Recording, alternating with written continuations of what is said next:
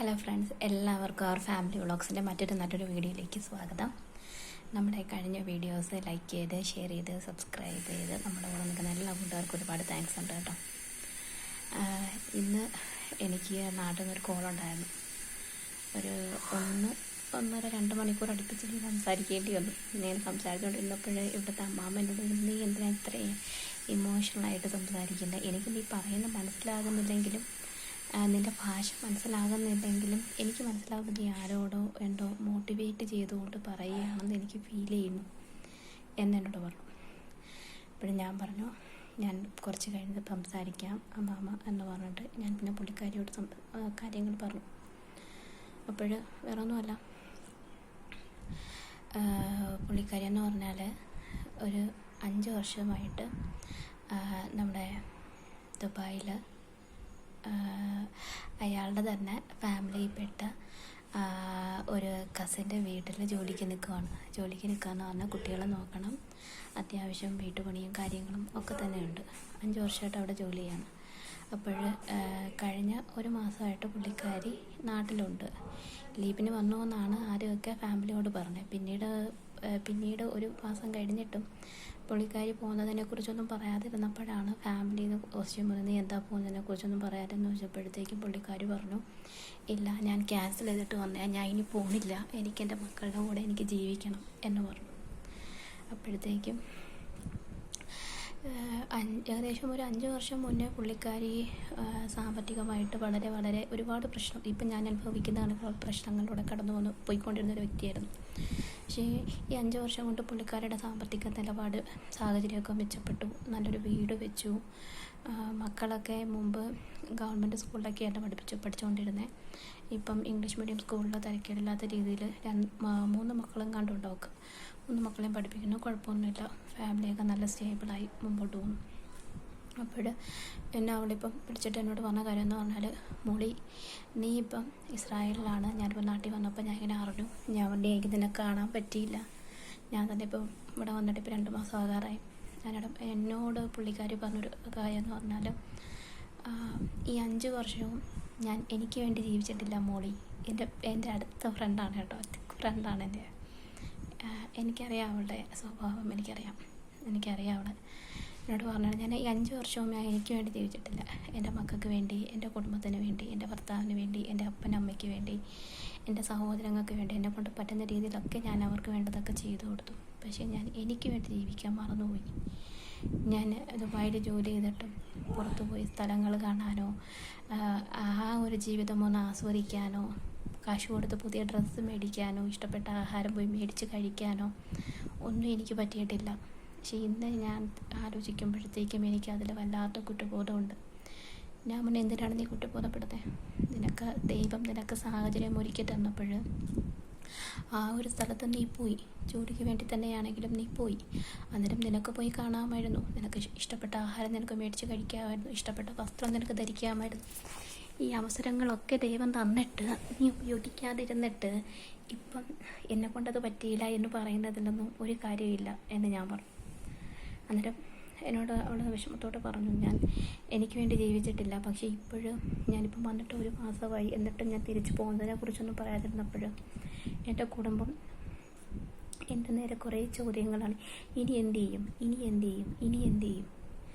അപ്പോൾ ഞാൻ പറഞ്ഞു, നീ വിഷമിക്കേണ്ട, എനിക്കറിയാം ചേട്ടന്, എൻ്റെ സുഹൃത്താണ്, ആ ചേച്ചി ഇവിടെയുള്ള പരിചയമാണ്. അന്നേരം ഞാൻ പറഞ്ഞു, നീ വിഷമിക്കേണ്ട, ഞാൻ സംസാരിക്കാം, ഞാൻ ചേട്ടനെ വിളിച്ച് സംസാരിക്കാം, ഞാൻ കാര്യങ്ങൾ പറഞ്ഞ് കൺവിൻസ് ചെയ്യാം എന്ന് പറഞ്ഞു. അപ്പോൾ എൻ്റെ ഈ വീഡിയോ കാണുന്ന ഏതെങ്കിലും പ്രവാസികളായിട്ടുള്ള സ്ത്രീകളുണ്ടെങ്കിൽ, അമ്മമാരുണ്ടെങ്കിൽ, സഹോദരന്മാരുണ്ടെങ്കിൽ, എൻ്റെ അപ്പച്ചൻ്റെ പ്രായമായിട്ടുള്ള അപ്പന്മാരുണ്ടെങ്കിൽ, ഓക്കെ, ഇവരൊക്കെ ഇത് കാണണം, ഇത് കേൾക്കണം. കാരണം എന്ന് പറഞ്ഞാൽ പ്രവാസ ജീവിതം അത്ര മനോഹരമായിട്ടുള്ള ഒന്നല്ല. ഒരുപാട് കണ്ണീരുകളും, ഒരുപാട് കഷ്ടപ്പാടും, ഒരുപാട് കുത്തുവാക്കുകളും, ഒരുപാട് മോശം സാഹചര്യങ്ങളിലൂടെയൊക്കെ കടന്നു പോയിട്ടാണ് ഓരോ ദിവസവും ഓരോ പ്രവാസികളും കടന്നു പോകുന്നത്. ഇതിനിടയ്ക്ക് സത്യം പറഞ്ഞാൽ ഇവർ സ്വന്തമായിട്ട് ചിരിക്കാൻ പോലും മറന്നു പോകുന്ന പ്രവാസികളെ എനിക്കറിയാം. ഞാനിപ്പം പ്രവാസ ജീവിതം നയിക്കുന്നുണ്ട് 2 മാസമേ ആവുന്നുള്ളൂ. പക്ഷേ എങ്കിലും വളരെ ആത്മാർത്ഥമായിട്ട് സത്യസന്ധമായിട്ട് ഞാൻ പറയാം. നമ്മുടെ നാട്ടിൽ നിന്ന് നമ്മൾ ചിന്തിക്കും, ഗൾഫ് നാട്, അല്ലെങ്കിൽ ഇസ്രായേൽ, അല്ലെങ്കിൽ ഇറ്റലി, അല്ലെങ്കിൽ ഫ്രാൻസ്, അല്ലെങ്കിൽ യൂറോപ്പിലെ ഏതെങ്കിലും ഒരു രാജ്യം നമ്മൾ പറയും, ചിന്തിക്കും, നമ്മളവിടെ പോയി ജോലി ചെയ്യാമെന്ന് ചിന്തിക്കും. ഒരിക്കലും നമ്മൾ ഒറ്റയ്ക്ക് പോയി ജോലി ചെയ്യരുത്.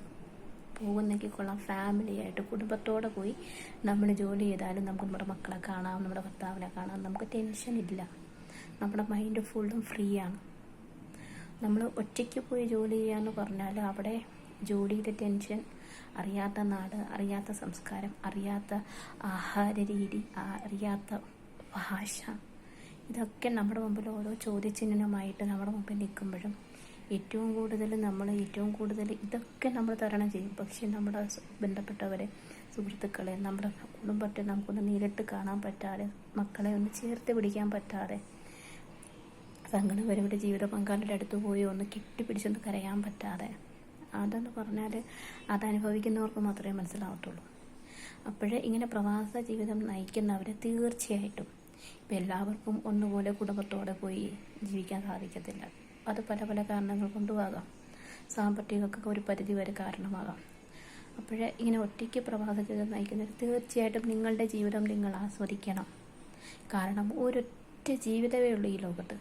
നമുക്ക് ഈ ഒരൊറ്റ ജീവിതമേ ഉള്ളൂ. ഇനി നമുക്കൊരു ജീവിതം ഉണ്ടോ എന്നുള്ളത് ഒരു വലിയൊരു ചോദ്യചിഹ്നമാണ്. ഈ ഒരു ദിവസമേ നമ്മുടെ മുമ്പിലുള്ളൂ, ഈ ഒരു നിമിഷമേ നമ്മുടെ മുമ്പിലുള്ളൂ, ഈ ഒരു സെക്കൻഡേ നമ്മുടെ മുമ്പിലുള്ളൂ. എന്ന് കരുതി ജീവിക്കുക, സന്തോഷിക്കുക. കിട്ടുന്ന സമയങ്ങളും ആത്മാർത്ഥമായിട്ട് ഉള്ളു തുറന്ന് ചിരിക്കുക. ഉള്ളു തുറന്ന് കരയുന്ന കുറേ പേരെ കണ്ടിട്ടുണ്ടോ? അതേ കണക്ക് ഉള്ളു തുറന്ന് ചിരിക്കുക. പരിമിതമായ സാഹചര്യങ്ങളായിരിക്കാം, പക്ഷേ എങ്കിലും ചിരിക്കുക, ആത്മാർത്ഥമായിട്ട് ചിരിക്കുക. പറ്റാവുന്ന സമയങ്ങളൊക്കെ സ്ഥലങ്ങളൊക്കെ കാണാൻ വേണ്ടി പോവുക, ഇഷ്ടപ്പെട്ട ഭക്ഷണം വെച്ച് കഴിക്കുക, ഇടയ്ക്കിടയ്ക്ക് പുറത്ത് പോയി ഫുഡ് കഴിക്കുക. കൂടുതൽ നമ്മൾ ഒറ്റപ്പെട്ടു പോകാതെ കൂട്ടത്തോടെ ഇരിക്കാനായിട്ട് ആഗ്രഹിക്കുക, കൂട്ടത്തോടെ ഇരിക്കുക. നമുക്കിപ്പം ഇതേ കണക്ക് പ്രവാസ ജീവിതം നയിക്കുന്നവർ ഒരു പക്ഷേ ഭാഷയ്ക്ക് അതീതമാണ് നമ്മുടെ മനസ്സുകൾ തമ്മിലുള്ള ബന്ധം. എനിക്കത് ഇന്ന് അമ്മാമ്മ പറഞ്ഞപ്പോൾ എനിക്ക് വളരെ വ്യക്തമായി എനിക്കത്. കാരണം എന്ന് പറഞ്ഞാൽ നമുക്ക് ഒരു കാര്യം ഒരാളെ പറഞ്ഞു ബോധിപ്പിക്കാനാണ് ഭാഷ വേണ്ടത്. പക്ഷേ ശരിക്കും എൻ്റെ അവസ്ഥ ഇതാണ് എന്ന് ഒരാൾക്ക് മാനസികമായി അടുപ്പമുള്ള ഒരാൾക്ക് പെട്ടെന്ന് മനസ്സിലാവും. ഇതൊക്കെ ഉണ്ടോ, കാര്യമായിട്ട് എന്തോ കുഴപ്പമുണ്ട്. നമ്മുടെ ശബ്ദം ഒന്ന് ഇടറുമ്പം, നമ്മുടെ നോട്ടം ഒന്ന് ഇതാകുമ്പോഴത്തേക്കും, നമ്മുടെ നമ്മുടെ ആ ഒരു രീതിയിൽ മാറ്റം വരുമ്പോഴത്തേക്ക് അവർ ചോദിക്കും, എന്ത് പറ്റി നിനക്ക്, എന്താ പ്രശ്നം, എന്താ വയ്യേ, അങ്ങനെ ഒരുപാട് ക്വസ്റ്റ്യൻസ് നമ്മളോട് ചോദിക്കും. അപ്പോഴും ഇങ്ങനെ പ്രവാസ ജീവിതം നയിക്കുന്നവർ തീർച്ചയായിട്ടും സ്വന്തമായിട്ട് ജീവിക്കാൻ പഠിക്കുക. ആരുമില്ലെങ്കിലും നമ്മൾ പ്രവാസികൾക്ക് ആരും നമ്മുടെ കൂടെയില്ല. ഉണ്ട് എന്നുള്ളത് വെറും വിദ്യാധാരണയാണ്. നമുക്ക് എന്തെങ്കിലും ഒന്ന് സംഭവിച്ചാൽ നമ്മൾ നമ്മുടെ കട്ടിലും മാത്രമല്ലാതെ വേറെ ഒന്നും നമുക്ക് കൂടെ കാണത്തില്ല. അതുകൊണ്ട് ഉള്ള ജീവിതം വളരെ നല്ല രീതിയിൽ ആസ്വദിക്കുക, അടിച്ചു പൊളിക്കുക. കാരണം എന്ന് പറഞ്ഞാൽ ഇനിയൊരു ജീവിതം ഇല്ലടോ, ഇനിയൊരു ജീവിതമില്ല. ഇനി ഈ ഒരു ദിവസം, ഈ ഓഗസ്റ്റ് 23 എന്ന് പറയുന്ന ഒരു ദിവസം ഇനി ജീവിതത്തിൽ കടന്നു വരില്ല. ഓഗസ്റ്റ് 24 എന്നുള്ളതും ഇനി ഉണ്ടാകുമോ എന്നുള്ളതൊരു ചോദ്യം വേണം. ആ ദിവസം നമ്മളുണ്ടാകുമോ? നമ്മളുണ്ടായാൽ മാത്രമേ ആ ദിവസം ഉണ്ട് എന്ന് നമുക്ക് പറയാനായിട്ട് പറ്റത്തുള്ളൂ.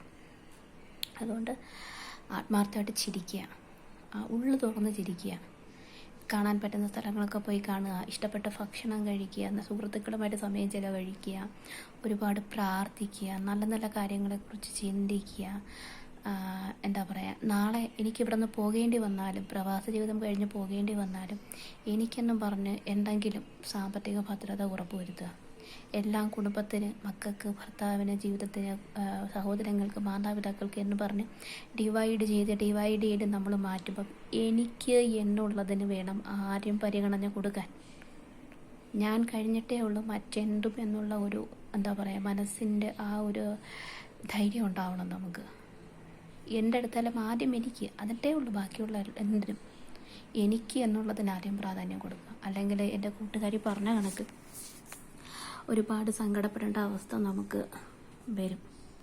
സങ്കടപ്പെടുന്ന ഒരുപാട് പേരിൽ ഒരാളായിരിക്കും എൻ്റെ കൂട്ടുകാരി. സത്യം പറഞ്ഞാൽ എനിക്ക് അവളോട് നിരോഷമായിപ്പോൾ. എനിക്ക് അവളിങ്ങനെ വിളിച്ച് സംസാരിച്ചപ്പോഴത്തേക്കും പുള്ളിക്കാരി 2 കൊച്ചു പിള്ളേരാണ്. അതിൻ്റെ മക്കളുടെ വളർച്ച കാണണമെന്ന് ഏതമ്മമാരാണ് ആഗ്രഹിക്കാത്തത്? ഒരു പക്ഷേ പ്രവാസിയാകേണ്ടി വരുന്നത് അവരുടെ സാമ്പത്തിക ഭദ്രത ഇല്ലായ്മ കൊണ്ടായിരിക്കാം. മനസ്സിലായില്ലേ? അതൊക്കെ കൊണ്ടായിരിക്കാം അവർക്ക് അങ്ങനെ പ്രവാസ ജീവിതം. 5 വർഷമൊക്കെ എന്ന് പറയുമ്പോൾ കുഞ്ഞുങ്ങളുടെ നല്ല വളർച്ചയുടെ ആട്ടം അവർക്ക് കാണാൻ പറ്റാതെ പോയി. ഓക്കെ, നമുക്ക് വിഷമമാണ്. അതുകൊണ്ട് ഇങ്ങനെ പ്രവാസ ജീവിതം നയിക്കുന്നവർ അവരവർക്ക് വേണ്ടി ജീവിക്കുക. ആളുടെ സമയം സ്വന്തമായിട്ട് ഒന്ന് കരയേണ്ട ഒരവസ്ഥ വരരുത്. ഇത്രയും പറഞ്ഞുകൊണ്ട് തൽക്കാലം സ്റ്റോപ്പ് ചെയ്യണം. ഇനി പറഞ്ഞാൽ സത്യം പറഞ്ഞാൽ ഞാൻ കരയും. അതുകൊണ്ട് തൽക്കാലം വീഡിയോ സ്റ്റോപ്പ് ചെയ്യുന്നു. നമ്മുടെ വീഡിയോസ് ലൈക്ക് ചെയ്യുക, ഷെയർ ചെയ്യുക, സബ്സ്ക്രൈബ് ചെയ്യുക. Thank you.